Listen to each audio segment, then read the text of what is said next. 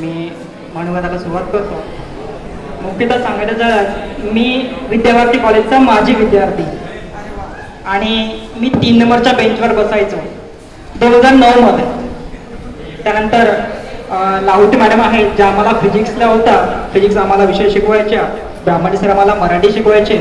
आणि मी इथे उभा आहे याचं एकमेव कारण आहे ब्राह्मणी सर.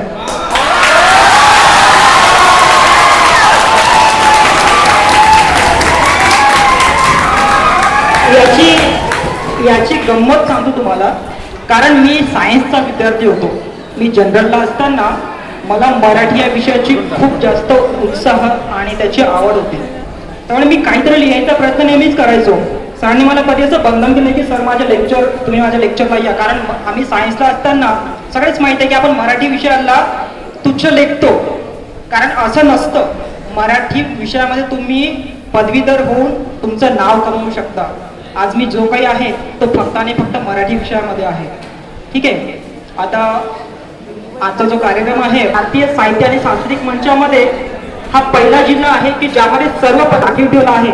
आणि आजच्या कार्यक्रमाचे मुख्य आकर्षण जे आहे, जे आपण बोलवले आहेत, त्या विजयलक्ष्मी मॅडम 2022च्या मिस इंडिया फिटनेस विनर आहेत. तुम्हाला आश्चर्य होईल की एवढी मोठी विभूती आपण आपल्या कॉलेजमध्ये बोलवलं आहे.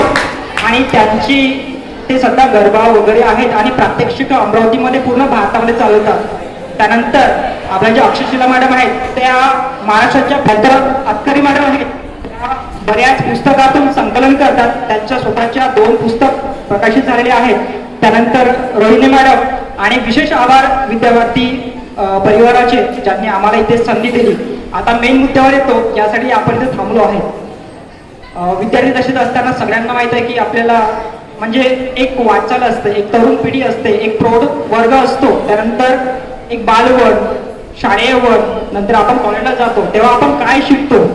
तर कधी कधी सगळ्यांचा आवडता विषय प्रेम, बरोबर आहे.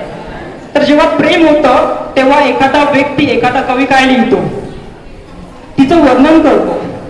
तिचं वर्णन बघा, कधी एका पापणीशी नाते जुळावे, कधी एका पापणीशी नाते जुळावे, आठवणीत पापणीच्या मग पापणीने का जुळावे. समोर बघा, का करावे पापणीने पापणीचे त्या इशारे, का करावे पापणीचे त्या इशारे, आठवणीत हरून जावे पापणीत विश्वासाने. हे आहे प्रेम होण्याची कल्पना. नंतर 1 वर्ष जातो, 2 वर्ष जातो, कारण कोणाची प्रेम पूर्णत्वास होत नाही, हे एक संभ्रम आहे. नंतर एक मुलगा म्हणजे दुःखामध्ये कविता लिहितो. तिला लिहितो, तो स्वतःला साठी लिहितो, तूच तर खेळणं बनलास तिच्या हातातलं, तूच तर तिच्या हातातलं, आता तिनंच खेळून फेकल्याचं सांगतो कुणाबाईची होती, तुला वाटलं ती हसली तुझ्यासाठी.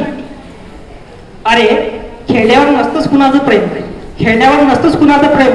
ज्याला त्याला हवं असतं खेळणं फक्त एकदा खेळण्यासाठी. आता ती तर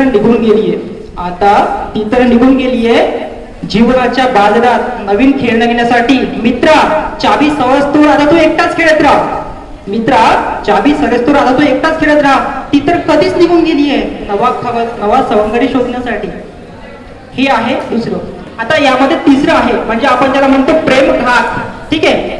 त्यासाठी बरेच प्रौढ लिहितात. घात पाहून कात बदलण्याची प्रवृत्ती लोक आता आहे. ह्या सगळ्या माझ्याच कविता आहेत. घात पाहून कात बदलण्याची प्रवृत्ती लोक आता आहे, अवलाद रंग बदलू सरण्याची अजूनही 4 चौघात आहे. प्रवृत्ती लोक आता आहे, अवलाद रंग बदलू सरण्याची मौजूद 4 चौघात आहे. नागिनीच्या काट्यावरती बांधला कितीही रेशीम कपडा, विंचवाच्या काट्यावरती बांधला कितीही रेशीम कपडा, लटून डंक मारण्याची अजूनही तिची अवकात आहे.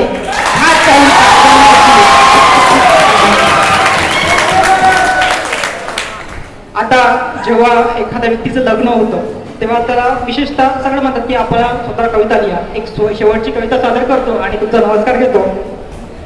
ही कविता आहे माझ्या अर्धांगिनीसाठी, जी काल परवाच लिहिली आहे. शीर्षक आहे तू असल्यावर.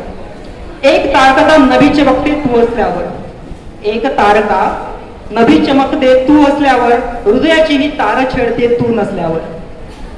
एक तारका नभी चमकते तू असल्यावर, हृदयाची ही तार छेडते तू असल्यावर.